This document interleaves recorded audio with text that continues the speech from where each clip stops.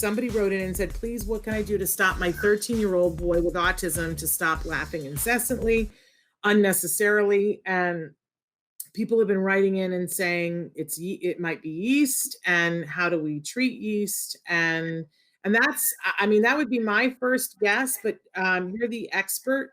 Evelyn, do you have anything else that we should be looking at besides yeast? Well, from the very behavior analytical way, I actually take data. When is he laughing? Where, who is there? How do people respond to him?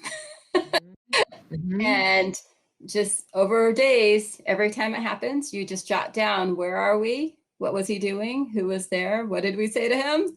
And you kind of take the ABC data, you know, and you see some patterns. Because yes, it might be yeast. We've had lots of kids who laugh from yeast, but a lot of times there are really specific interactions too that happen. And it could be like what we talked about earlier about just if I do this, you respond a certain way.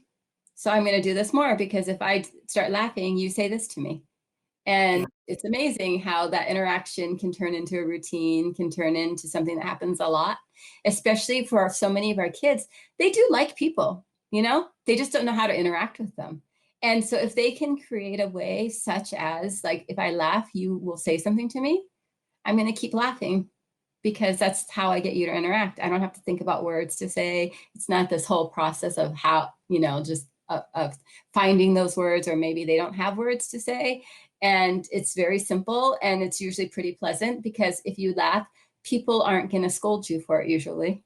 People usually are pretty friendly about it. And so it can start off with yeast and then stay around just because it becomes a form of interaction, and then it turns into a habit. And then the habit, or maybe that like what you were talking about, like the compulsive, like I need to laugh now because now they've discovered something feels good in them when they laugh. So there can be many stages of this laughter. And you really just, you take data first from the behavior analyst point of view, you take data, see when it happens. Are there any, you know, routines that you see, any patterns that you're finding? A lot of times you can find a lot of patterns. And then let's say if it is yeast, what I figure out is I start taking data on what they've been eating, what medications they've been on.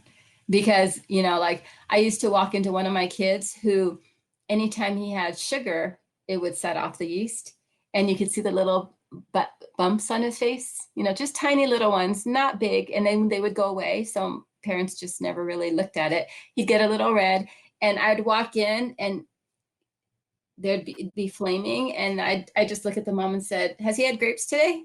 She'd be like, oh yeah, he just had a whole big bowl. I'm like, oh yeah, okay. Yeah. There it is. So you're laughing, you know, for the next 3 hours. Yeah.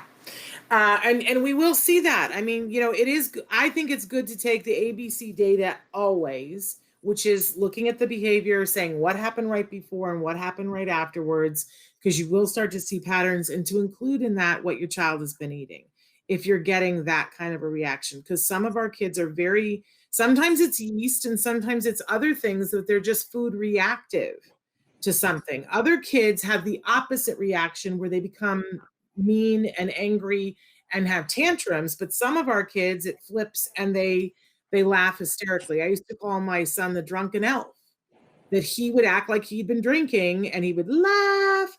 And at first I thought it was cute, but then when he couldn't learn the alphabet because he was so busy laughing, it wasn't as cute, right?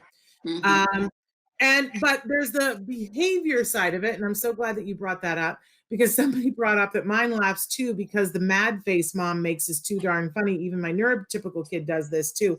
I always say we don't realize it, but we are really good theater as parents. Like, we don't know, because we're busy being in ourselves, but sometimes our reaction to stuff is really good theater. Right? And the kids are like, well, I don't have control of the remote control, but I know that I can set mom off, and that staves away the boredom. So let me do this, and that'll set her off, and that'll be good. Yeah, and even that whole, like with the neurotypical laughing, she gets mad. If you're mad and the kid does something sweet or laughs, it kind of diffuses the situation. Mm-hmm. You know, it's a very like good coping methodology also for like that neurotypical kid. So maybe your kid with ASD has also figured that out, that she might have this really mad face, but then if you start laughing, she like mellows out. Yeah. Yeah. Life is, you know, can continue. And so, you know, there's a lot of social interaction that happens. It's just that with our AFC kids, it's trying to figure out, they can't tell you. And the goal really all the time is like, can they tell you what's going on? And, you know, I'm always telling families, like, even if your kid's really vocal, can your child really tell you what's going on in their head? You know, all those private events going on in your body. Because if they can't tell you that, there's still some language that needs to be taught.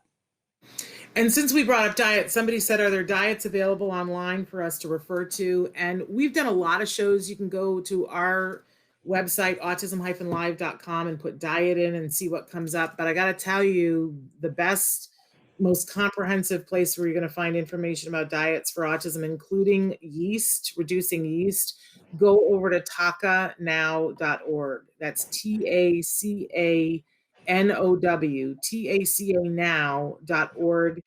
This month in October, they're in the middle of their month-long virtual conference where every day they're having experts that are talking about diet and biomedical. I don't know if they have a late join price that's lower. The price to join on the first day was $50 for the whole month. But I would check it out, you guys. I've been trying every day to get over to the conference, and it's been so crazy busy. I haven't had time, but I want to. It's on my list of things to do. But they have more information about diet. It's a parent organization, TACAnow.org. That stands for the Autism Community in Action. So check that out.